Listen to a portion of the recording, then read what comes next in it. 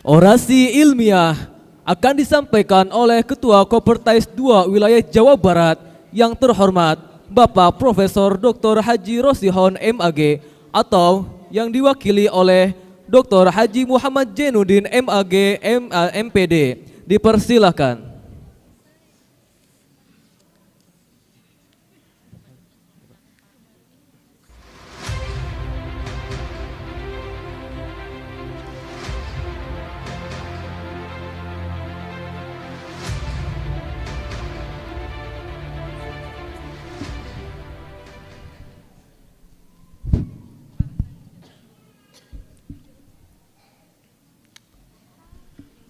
Pak Ketua, jujur saya merasa terharu. Jadi mungkin saking emosionalnya saya baru menghadiri undangan wisudaan. Ini di tempat ini mungkin saya baru langsung menyaksikan dan mendengarkan. Tadi dilantunkan, ada sholawat, ada marhaban. Sungguh ini sesuatu yang saya kira sangat menyejukkan untuk kita semua. Ini tentunya bagian mahabbah kita kepada baginda Rasulullah Sallallahu Alaihi Wasallam, juga bagian daripada riyadhah kepada Allah Subhanahu Wa Taala. Karena itu Pak Ketua, ini tolong terus rawat, pertahankan. Dan saya kira kalau ini dalam momen-momen yang tentunya momen yang bermanfaat, momen-momen yang saya kira sesuatu yang tentunya melibatkan semua banyak orang. Nah, kalau ini dibiasakan, insya Allah mungkin kayaknya Indonesia ini mungkin sejuk, aman, nyaman, damai, baldatun thayyibatun warabun ghafur. Tentunya rasa haru ini juga tadi saya mendengarkan dan menyaksikan langsung. Ini para sarjana lulusan dari STIT Sirajul Falah ini ada yang mahasiswa atau lulusan yang terbaik. Saya kira ucapkan selamat dan kasih tepuk tangan untuk semuanya.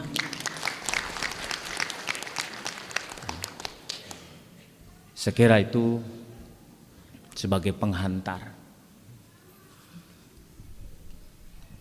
Bismillahirrahmanirrahim. Bismillahirrahmanirrahim. Ma'asmuhu syai'un fil ardi wala bis sama'i wa huwas sami'ul alim. Bismillah, alhamdulillah, la haula wala quwwata illa billah. Allahumma passalli wa sallim ala rasulillah wa ala alihi wa sahbihi wa mawala, amma ba'd. Yang pertama tentunya saya harus menyampaikan penghormatan. Dalam hal ini pada Bapak Bupati yang mewakili Pak Bupati ini, Pak staf ahli Pak Haji Makmur dari bidang PPHK. Terima kasih Bapak sudah bisa menghadiri di wisuda STIT Sirajul Jannah, apa? Ya, Sirajul Falah maksud saya. Aduh ini, karena ada di kampung saya namanya Masjid Siratul Jannah, jadi ini Sirajul Falah Bogor. Terima kasih. Kemudian yang saya hormati Ketua Yayasan Pak Kiai Haji Dr. Anas M. Amin MPD, yang saya hormati juga Sekretaris Yayasan Bapak Kiai Haji Dr. A. Zainal Arifin, kemudian tentunya seluruh jajaran pengurus di Yayasan STIT Sirajul Falah Bogor, yang juga kita sama-sama hormati Bapak Ketua STIT Sirajul Falah, Bapak Qaimudin MSI, Wakil Ketua 1 Bidang Akademik Dr. Edi MPDI, yang saya hormati juga Wakil Ketua 2 Bidang Keuangan dan Administrasi Umum Bapak Alek Maulana MAG, demikian juga Wakil Ketua 3 Bidang Kemahasiswaan dan Kerjasama Bapak Ahmad Sopyan MSI. Tidak lupa ini Bapak Ketua Senat STIT Sirajul Falah Dr. Anes Haji Sujana Ajhari MM, demikian Bapak Sekretaris Senat Dr. Haji Darlina Kartika Erini MSI, dan tentunya seluruh anggota Senat yang hadir pada kesempatan ini. Juga di sini hadir para rektor atau ketua-ketua STI di lingkungan PT KIS Kabupaten Bogor. Yang saya lihat ini ada Rektor IAI Bogor. Nah, ini kebetulan juga dulu pernah saya didik gitu ya. Beliau ini murid saya di Pascasarjana. Terima kasih sudah hadir di sini. Tapi saya lupa tadi siapa ini. Kemudian ini Bapak Kepala Kantor Kementerian Agama Kabupaten Garut, terima kasih. Kabupaten Bogor maksud saya, terima kasih sudah hadir. Kemudian para dosen dan seluruh sivitas akademika Sirajul Falah Bogor. Yang tidak lupa juga kami hormati dan kami muliakan para orang tua, para wali wisudawan, para wisudawan yang tentunya berbahagia, dan juga para tamu undangan yang lainnya yang tidak bisa saya sebutkan satu persatu. Hadirin yang kami hormati dan kami banggakan. Puji syukur marilah kita panjatkan kehadirat Allah Subhanahu wa taala. Alhamdulillah pada kesempatan ini kita semuanya bisa hadir dan sekaligus menyaksikan dalam rangka sidang Senat Terbuka Wisuda ke-14 lulusan program sarjana strata 1 Sekolah Tinggi Ilmu At-Tarbiyah Sirajul Falah Bogor.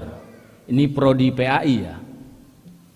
Yang tentunya alhamdulillah kita hadir semuanya diberikan karunia, diberikan kesehatan, diberikan kenikmatan yang tentunya tiada tara, tentunya juga kebahagiaan bagi kita semua. Dan sekali lagi patut kita bersyukur kepada Allah Subhanahu wa taala. Salawat dan salam semoga tetap tercurah limpahkan kepada baginda Rasulullah sallallahu alaihi wasallam, para keluarganya, para sahabatnya, kepada tabiin atba'ut tabiin, dan tentunya kepada semua kita sebagai yang mengikuti ajaran, dan tentu juga kita kelak di akhirat mendapatkan syafaatul udba dari baginda Rasulullah sallallahu alaihi wasallam. Amin Allah ya rabbal alamin. Para wisudawan yang saya banggakan, pada kesempatan ini sebelum saya menyampaikan orasi, tadi juga sudah disampaikan. Pertama, Pak Ketua, ini permohonan maaf Pak Koordinator, termasuk Pak Ibu Wakor dan Pak Sekretaris, beliau tidak bisa menghadiri langsung pada kesempatan wisuda kali ini, dan Pak Koordinator mewakili memberikan tugas kepada saya harus menyampaikan sambutan sekaligus orasi ilmiah. Dan terus terang saja tadi yang sudah disampaikan bahwa Kopertais wilayah 2 Jawa Barat ini mungkin struktur pejabatnya itu semuanya hampir baru, hanya sisa 2 Pak. Jadi kami baru 3 minggu nih, baru diberi mandat, diberi amanah oleh Pak Koordinator, dan tentu saya kebetulan diberi amanah untuk memegang di sekretaris bidang akademik. Saya kira ini menjadi sesuatu yang cukup berat bagi saya, karena bidang akademik ini memang menjadi jantungnya di dalam penyelenggaraan pendidikan tinggi. Karena itu tentunya saya berharap, mohon doanya semoga dalam melaksanakan tugas, mungkin selama 4 tahun saya periode ini diberi kekuatan, diberi kesabaran, tentunya segalanya juga diberi kelancaran dan kemudahan oleh Allah Subhanahu wa Ta'ala. Bapak Ibu para wisudawan yang saya banggakan, tentunya sepertinya sudah sudah biasa di momen begini orang tadi diawali dengan pantun. Saya pun juga ingin menyampaikan pantun dulu untuk para wisudawan. Mohon didengarkan. Ya. Kira-kira cakep tidak? Gitu ya. Ini mendadak saya tadi, makanya saya coret-coret begini. Ke Kanada melihat gajah. Kalau ke padang pasir pakai cadar. Selamat diwisuda dan terima ijazah, bekal Anda bekerja dan melamar pacar. Oke, masih ada. Pergi memancing mencari ikan. Mendung terlihat menyelimuti awan. Lelah belajar kini tergantikan. Selamat wisuda dan jangan lupa traktiran.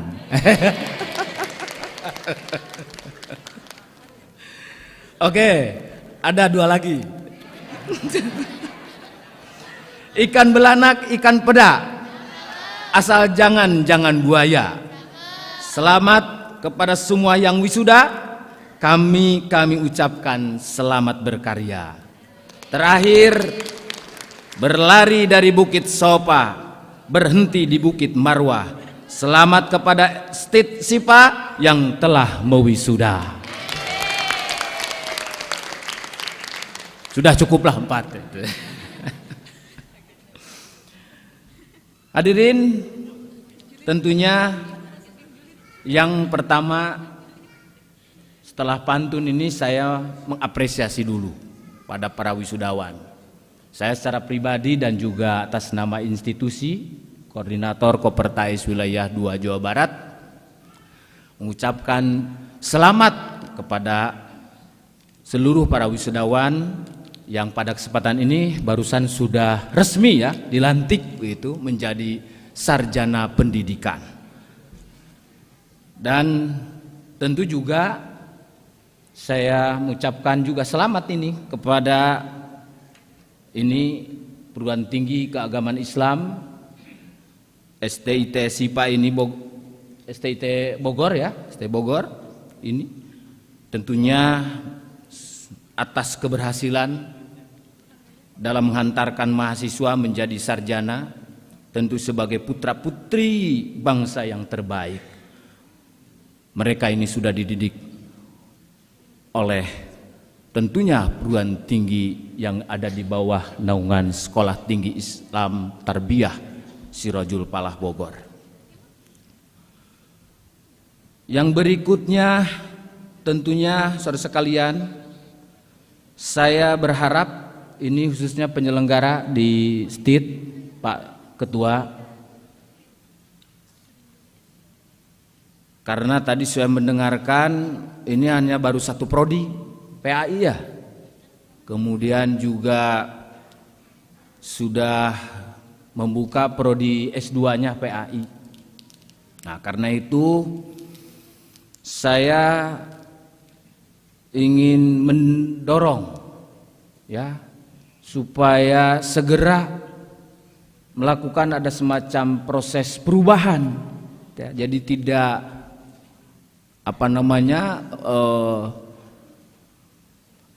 berartinya hanya di posisi sebagai sekolah tinggi ilmu tarbiyah saja. Tetapi bagaimana ini segera Pak Ketua untuk melakukan alih status ya, perubahan.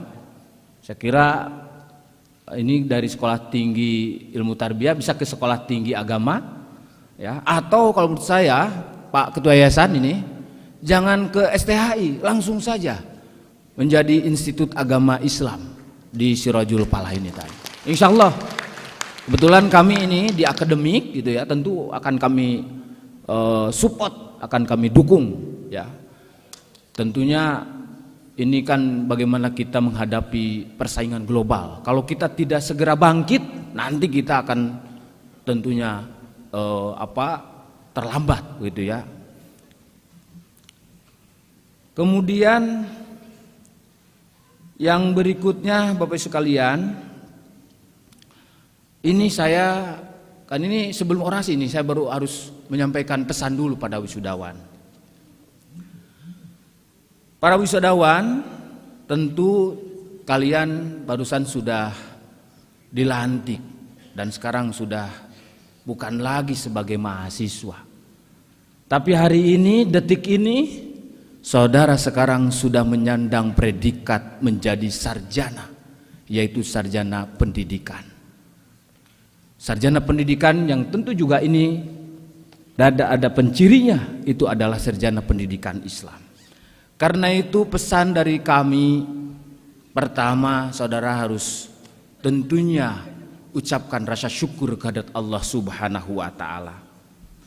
Karena saudara tadi sekali lagi sudah menyelesaikan studinya pada jenjang S1 ini. Yang kedua, saudara harus ucapkan rasa syukur tentunya kepada para pendidik saudara, para dosen, termasuk seluruh sivitas akademik yang ada di Stit Sipa di Bogor ini. Demikian yang tidak kalah pentingnya saudara sekalian, harus sampaikan rasa syukur ini kepada orang tua. Silakan saudara nanti kalau sudah selesai dari sini, saya terus terang saja kalau sudah berbicara tentang orang tua, mungkin saya selalu merasa terlalu emosional pada orang tua. Segera saudara datangi orang tua yang masih hidup tentunya, kalaupun juga masih saudara ada orang tua yang sudah meninggal. Silakan saudara bersimpuh di hadapan orang tua, ucapkan syukur kepada mereka semua, kepada kedua orang tua kalian. Karena hakikatnya keberhasilan saudara dalam menyelesaikan studi adalah sebuah kesuksesan semuanya dari orang tua saudara. Tanpa ada doa dan ikhtiar dari orang tua, saya yakin mustahil saudara akan tercapai apa yang menjadi cita-cita yang luhur sehingga saudara memiliki predikat sebagai sarjana. Karena itu sekali lagi saya hanya mengingatkan saudara datangi orang tua, silakan saudara untuk meminta, silakan saudara untuk bersimpuh di hadapannya, ucapkan terima kasih untuk semuanya, dan tentunya nanti buktikan bahwa saudara ini sudah menjadi sarjana pendidikan Islam. Berikan sesuatu yang terbaik bagi orang tua, sesuatu yang tentunya bisa memberikan ada perubahan di dalam diri saudara sebagai orang yang sudah mendapatkan predikat sarjana. Harus mampu membedakan kalian sejak kalian menjadi seorang status mahasiswa dengan kalian sekarang sudah menyandang predikat sarjana pendidikan. Sampaikan pada orang tua tentunya dengan rasa santun. Sampaikan kepada orang tua apa yang saudara miliki ilmu tadi. Buktikan itu semua. Tentunya dengan menunjukkan perilaku akhlak yang mulia di hadapan orang tua. Saudara sekalian, yang selanjutnya tentunya saya ingin mendoakan kepada kalian semua wisudawan wisudawati. Tentunya mudah-mudahan ilmu yang tentunya sudah diperoleh selama di bangku perkuliahan, itunya ilmu yang tentunya bisa diamalkan, bermanfaat dan diberkahi oleh Allah Subhanahu wa Ta'ala. Jadilah kalian sebagai sarjana pendidikan yang tentunya bermanfaat bagi umat. Khairun nas anfa'hum linnas. Jadilah sarjana yang berpikir cerdas, bekerja keras, berkarya kualitas, tentunya beramal ikhlas. Hadirin saudara sekalian, ke depan tantangan kalian ini cukup berat sekali. Semakin berkembangnya teknologi, informasi dan sebagainya, tentunya sekali lagi persaingan global di hadapan kita semakin ketat. Karena itu kalau tidak dipersiapkan dari sekarang, tentunya sekali lagi kalian ini mungkin bisa menjadi tersingkirkan. Karena itu tepat sekali pada kesempatan ini Pak Ketua State Sirojul Falah meminta kepada kami untuk menyampaikan orasi dengan tema meneguhkan sarjana PAI yang unggul, dinamis dan moderat menuju Indonesia Emas 2045. Hadirin yang berbahagia, mungkin kita bisa masuk pada orasi ilmiah.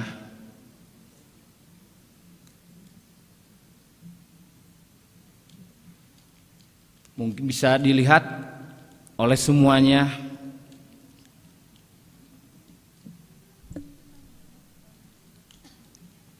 Saudara sekalian, seringkali kita mendapatkan informasi atau seringkali kita mendengarkan apa sih sebetulnya selalu ada digemor-gemorkan menuju Indonesia Emas 2045. Dan itu bahkan menjadi gerakan nasional oleh pemerintah, bahkan menjadikan kebijakan nasional. Dan itu terus digaungkan. Bagaimana kita agar kita nanti bisa masuk, agar kita nanti bisa menghadapi menuju Indonesia Emas di 2045. Sebetulnya ada apa sih sebetulnya ya, artinya di tahun 2045 ini tadi? Apa sih sebetulnya Indonesia Emas itu tadi? Karena itu saudara sekalian, saya mencoba mengutip dari beberapa referensi. Dalam dokumen Master Plan Percepatan dan Perluasan Pembangunan Ekonomi, itu dicanangkan bahwa pada hari kemerdekaan yang ke-100 itu, tahun 2045, ini diprediksi diharapkan bahwa Indonesia menjadi salah satu dari 5 kekuatan ekonomi di dunia dengan pendapatan PDB per kapita $30.000 AS per tahun. Ini pertama. Nah, kalau kita lihat perkembangannya, ini sekarang Indonesia dalam pertumbuhan ekonomi itu sudah tumbuh 5,17%, meskipun kemarin ya mengalami bagaimana krisis kita, termasuk kita menghadapi COVID-19, tapi alhamdulillah Indonesia masih tetap bisa bertahan, bahkan sudah tumbuh 5,17%. Ini tahun sekarang di Juli 2023.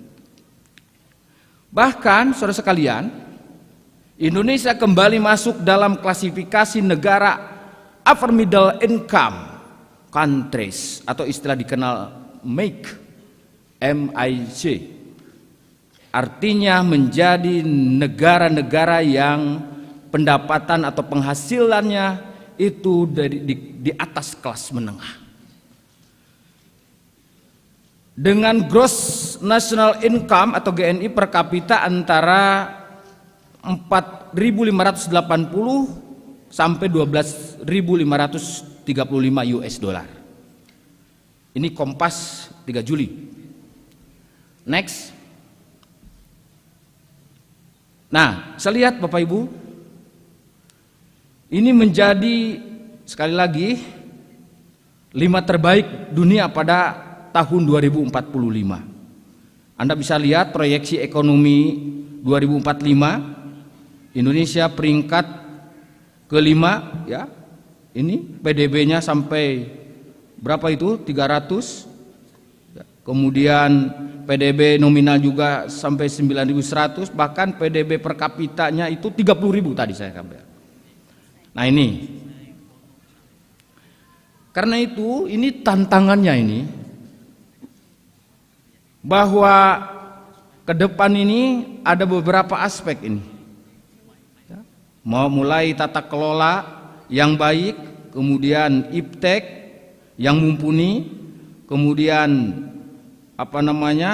tata ruang wilayah, ya, sampai pada tadi bagaimana kesiapan infrastrukturnya. Nah ini saya nggak kelihatan masalahnya ini. Nah, saudara sekalian, siapa sih sebetulnya generasi emas 2045 ini? Generasi emas 2045 itu adalah this is what we need to do now and in the near future mobilizing the accumulation of an educated generation. There is no greater gift for a nation but to prepare a generation capable of managing the nation and country in their time. This is the generation that we are hoping for when Indonesia celebrates 100 years of independence in 2045. Nah ini menurut Muhammad Nuh. Jadi saudara sekalian, generasi emas 2045 itu ini adalah yang perlu kita lakukan sekarang. Dan dalam waktu dekat ini, mobilisasi akumulasi generasi terpelajar. Tidak ada anugerah yang lebih besar bagi suatu bangsa selain mempersiapkan generasi yang mampu mengelola bangsa dan negara pada zamannya. Inilah generasi yang kita harapkan ketika Indonesia merayakan 100 tahun kemerdekaannya pada tahun 2045 yang dimaksud dengan generasi emas. Itulah generasi emas. Next. Menurut BKKBN, yang dimaksud dengan generasi emas ini adalah generasi yang cerdas, generasi yang kreatif, inovatif, produktif dan berkarakter, kuat, damai dalam berinteraksi sosial, sehat dan menyehatkan serta berperadaban unggul. Itulah saudara sekalian yang dinamakan, yang dimaksud dengan Indonesia Emas 2045. Selanjutnya saudara sekalian, kita bisa melihat bonus demokrasinya ini bangsa Indonesia, demografi sebagai modalnya. Bahwa pada tahun 2045 Indonesia akan mendapatkan bonus demografi karena pada tahun tersebut jumlah usia angkatan kerja 15 sampai 64 tahun mencapai sekitar 70%. Sedangkan angkatan tidak produktif itu hanya 30%, yaitu berkisar usia 14 tahun ke bawah dan usia di atas 65 tahun. Yang akan terjadi itu pada tahun 2045. Oleh karena itu pada tahun 2045 ini Indonesia akan memiliki sekitar 180 juta orang berusia produktif.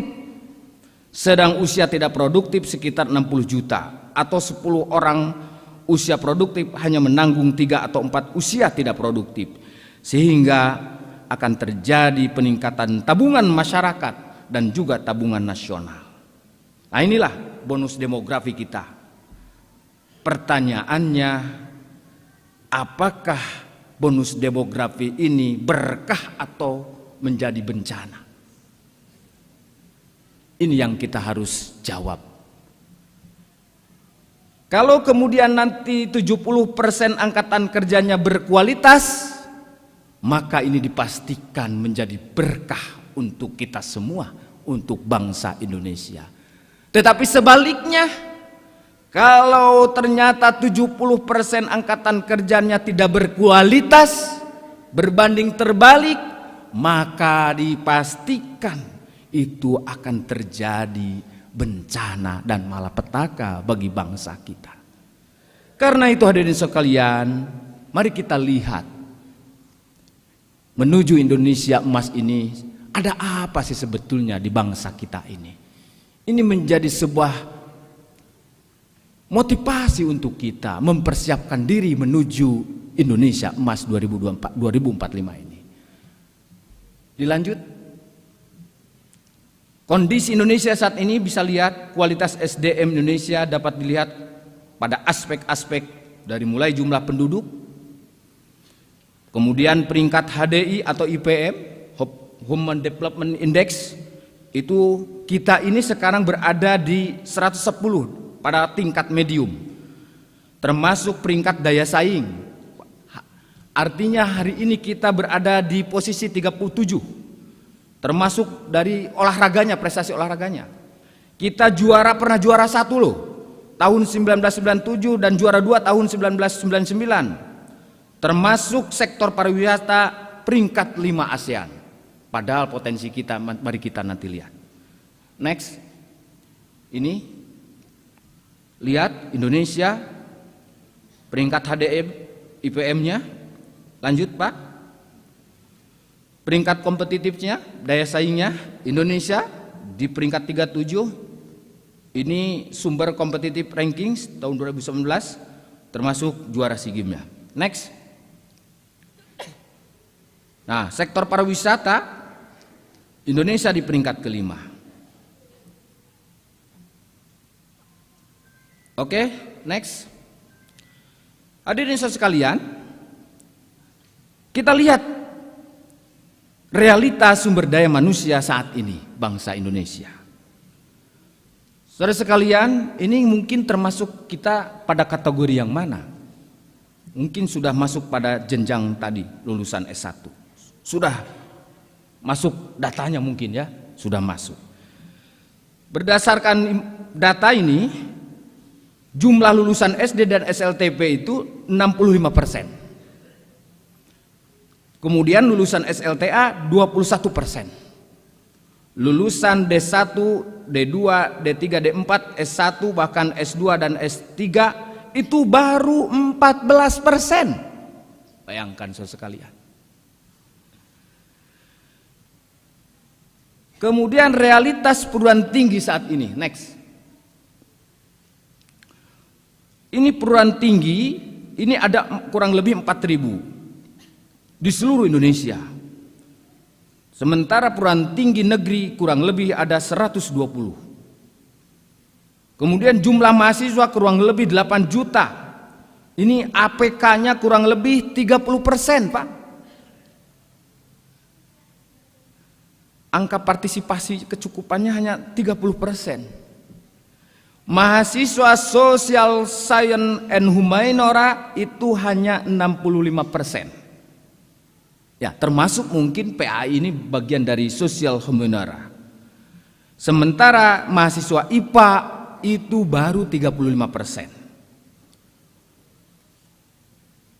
Sementara saudara sekalian, kebutuhan SDM justru dibalik. Karena ini kita dihadapkan kepada tantangan zaman di era revolusi industri, di era digitalisasi, di era teknologi. Bahwa kebutuhan sumber daya manusia IPA itu 70% yang lulusan dari IPA. Sementara Social Science and Humaniora itu 30%. Dan jumlah lulusan per tahun kurang lebih 1,5 juta atau sampai 2,0 juta sarjana. Jadi ini data sumber daya manusia bangsa Indonesia hari ini. Hadirin para wisudawan yang tentunya saya banggakan. Selanjutnya kita lihat realitas sumber daya Indonesia hari ini. Saudara sekalian, lihat sesungguhnya bangsa Indonesia ini adalah sangat-sangat kaya raya. Kenapa saya bisa sampaikan bahwa Indonesia ini kaya raya? Coba lihat potensi yang dimiliki oleh bangsa Indonesia. Next, Pak. Ini kepemilikan, peta kepemilikan Amerika termasuk negara-negara lain atas wilayah migas dan gas metana batu bara di Indonesia di tahun 2014. Ini berada di wilayah Indonesia, tapi yang memiliki dan menguasainya ternyata bukan orang bangsa Indonesia. Berapa titik tempat-tempat wilayah kepemilikan mereka? Next. Karena itu, saudara sekalian, ada alasan kenapa kita ini harus bangga dan cinta negara kita Indonesia. Saudara sekalian lihat betapa Indonesia ini negara kesatuan, terdiri 17.395 pulau, 9.905 garis pantai, 7,9 juta kilometer laut, 1.340 suku bangsa, 720 bahasa daerah, 2.703,5 juta jiwa, hampir 30.000.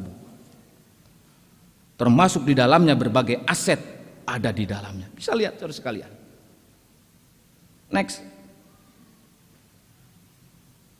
Ini kita berada pada jumlah penduduk terbanyak di dunia di posisi keempat.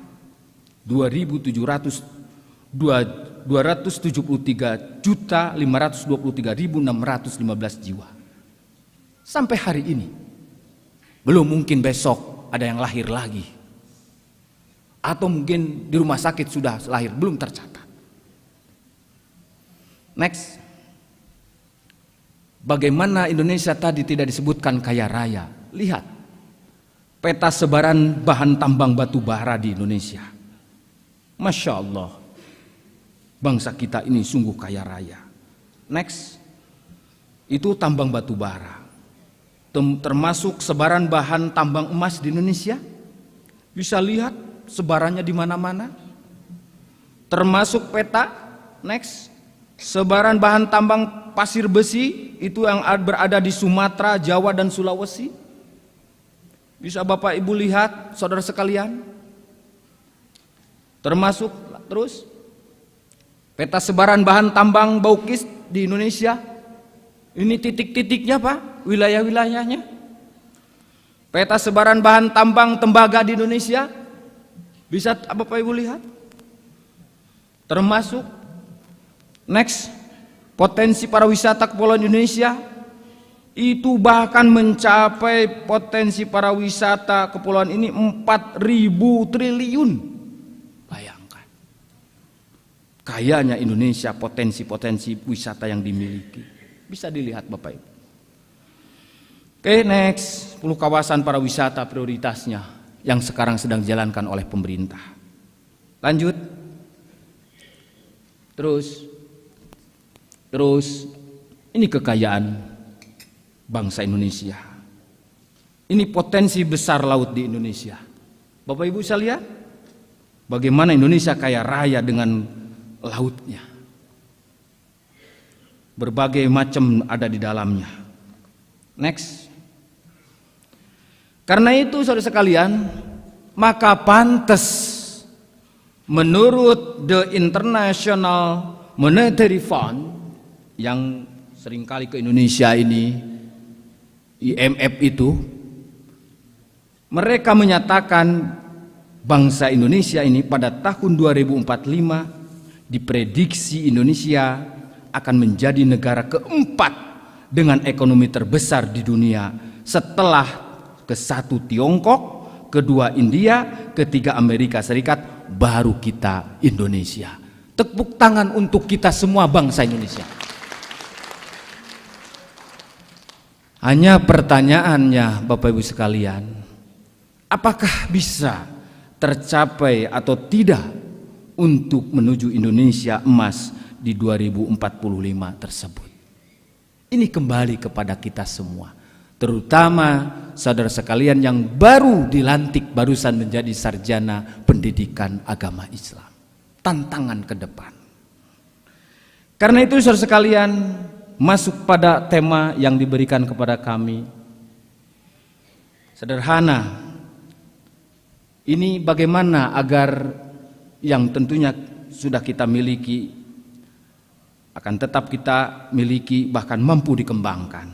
Karena itu tugas kita semua, kita harus mampu merawat, membela, termasuk bagaimana kita mengembangkan, memanfaatkan, menumbuhkan, menghias, mewarnai, membingkai, mempoles, mensyukuri, memelihara, menyayangi, dan tentunya mari kita wujudkan, mari kita jadikan. Karena itu saudara sekalian, tugas yang berat termasuk oleh seluruh stakeholder ke depan. Ada beberapa faktor yang harus diperbaiki agar Indonesia tetap bertahan dan menuju Indonesia emas di 2045. Coba sekalian, ini yang harus betul-betul serius diperhatikan oleh pemerintah dan seluruh komponen bangsa Indonesia. Pencegahan korupsi, keadilan, artinya pencegahan atau penegakan hukum yang benar, jangan sampai tajam ke bawah, tumpul ke atas. Perbaikan sistem pendidikan, semuanya. Bisa lihat, terutama ini pada kita berada di ranah pendidikan. Next terus, sampai kepada teknologi dan digitalisasi. Mohon maaf, terlalu semangat saya, izin. Saudara sekalian, nah ini tugas kita. Bagaimana sebetulnya meneguhkan sarjana PA yang unggul, dinamis, moderat menuju Indonesia emas ini. Saya kira saudara sekalian,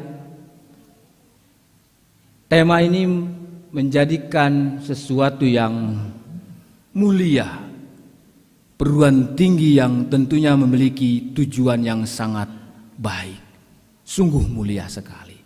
Tetapi bagaimana dalam mewujudkan visi tadi, bagaimana bisa meneguhkan sarjana PA ini yang unggul, dinamis, moderat menuju Indonesia emas itu, mari kita lihat. Untuk mencapai tujuan ini ada beberapa yang harus kita siapkan dan tentu juga kita laksanakan secara khusus mungkin oleh penyelenggara pendidikan tinggi. Yang pertama tentunya ada peningkatan kualitas pendidikan. Peningkatan kualitas pendidikan PA di seluruh tingkatan, mulai dari pendidikan dasar hingga perguruan tinggi, ini adalah hal yang krusial. Bagaimana kita nanti ke depan harus mampu mengembangkan kurikulum yang relevan, metode pengajaran yang inovatif, dan penggunaan teknologi pendidikan yang canggih dalam membantu peningkatan kualitas pendidikan. Saudara sekalian, hari ini terus artinya kebijakan-kebijakan berkaitan dengan kurikulum itu selalu berubah-ubah. Sekarang kan kita bagaimana menyiapkan, mempersiapkan, bahkan harus melaksanakan dengan kebijakan kurikulum merdeka MBKM. Karena itu bagi saudara sebagai sarjana pendidikan yang nanti kelak menjadi pendidik, tenaga pendidik di lembaga-lembaga pendidikan, maka ini harus dipersiapkan, menguasai tentang bagaimana implementasi kurikulum merdeka tersebut. Termasuk saudara sekalian meningkatkan kualitas pendidikan yang canggih, artinya menggunakan teknologi pendidikan yang canggih ini. Kemarin saya baru selesai mengikuti shortcourse dari Kementerian Agama. Ternyata tantangan ke depan bagi kita, bagi para pendidik khususnya, dihadapkan kepada pendidikan yang menggunakan sistem AI tersebut. Sistem pendidikan yang berbasis kecerdasan artificial intelligence. Masya Allah, saya sampai wallahu alam bagaimana ini tantangan kita ke depan kalau kita tidak menguasai teknologi. Sekali lagi, pasti kita ini ketinggalan.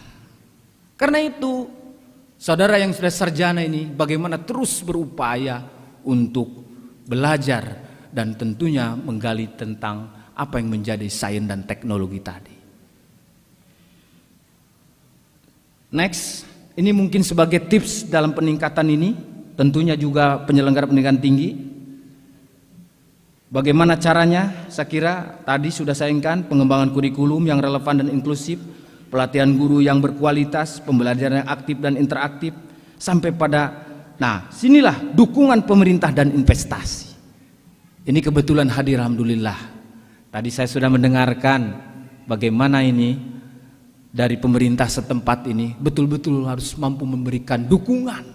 Tidak hanya secara moral, tapi secara material pun juga wajib hukumnya pemerintah memberikan dukungan kepada penyelenggara pendidikan tinggi. Karena itu ini bagian dalam rangka peningkatan kualitas mutu pendidikan menuju Indonesia emas. Ini sangat dibutuhkan dalam rangka mendukung pendidikan dengan investasinya. Berikutnya, next. Pengembangan sumber daya manusia tentu mendukung pengembangan tenaga pengajar tadi, termasuk peneliti.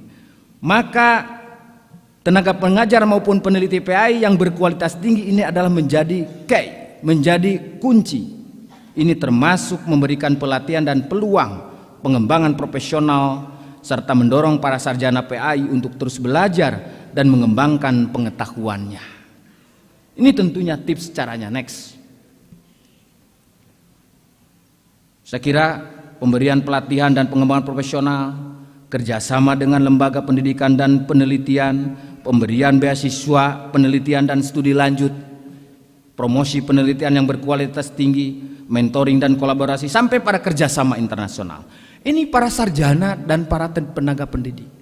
Jadi Bapak sekalian, kalau saudara ini sudah lulus, ya, jangan kemudian karena merasa sudah selesai, saudara berdiam diri di rumah. Tidak boleh begitu. Tapi justru bagaimana komunitas saudara yang sudah menjadi alumni, sudah menjadi lulus, ini adanya semacam organisasi atau forum yang namanya alumni tadi. Maka tentunya peran alumni ini, Pak Ketua, ini mohon untuk diperhatikan para alumni ini. Karena alumni ini tentunya bagaimana bisa memberikan kontribusi yang positif, yang baik, baik terhadap lembaga maupun untuk pengembangan diri para alumni tersebut. Jangan dibiarkan justru.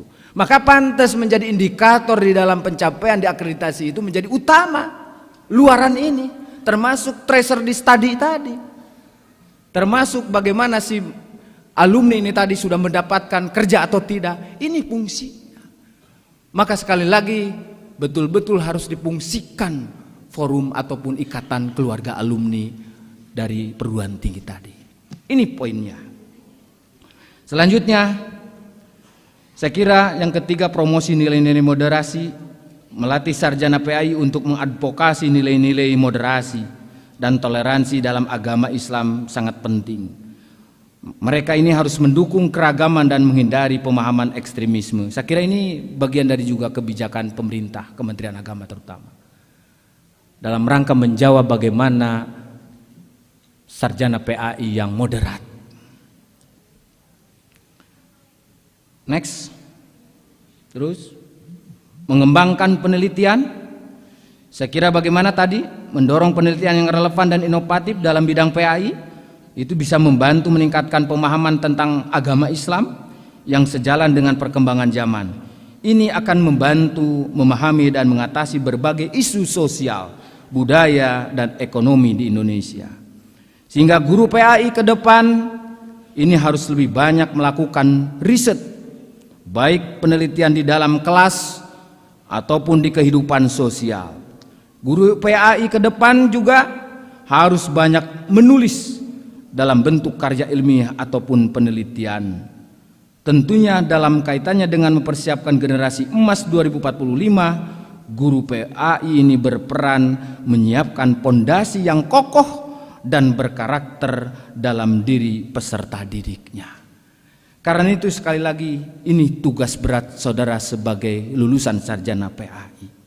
Lakukan terus saudara mengembangkan penelitian, mengembangkan keilmuannya.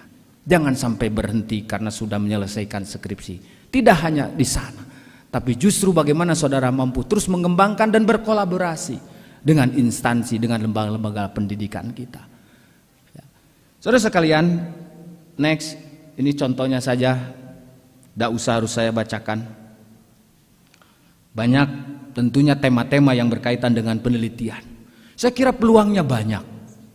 Walaupun saudara sudah menjadi alumni, ya, tetap saudara punya tanggung jawab dan punya hak untuk melakukan terus mengembangkan daripada penelitian.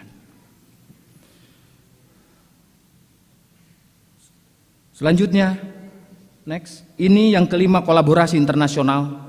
Nah ini Bapak Ketua, bagaimana ini mahasiswa kita ataupun para sarjana difasilitasi pertukaran pengetahuan dan kerjasama internasional dalam bidang PAI. Ini bisa membuka peluang untuk mengembangkan ilmu pengetahuan dan pertukaran.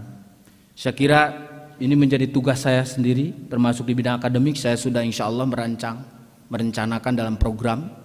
Kalau kemarin mungkin program kita ada konasi, konferensi nasional seluruh, artinya studi Islam. Mungkin di kepemimpinan saya mencoba bagaimana justru tidak hanya pada kelas nasional.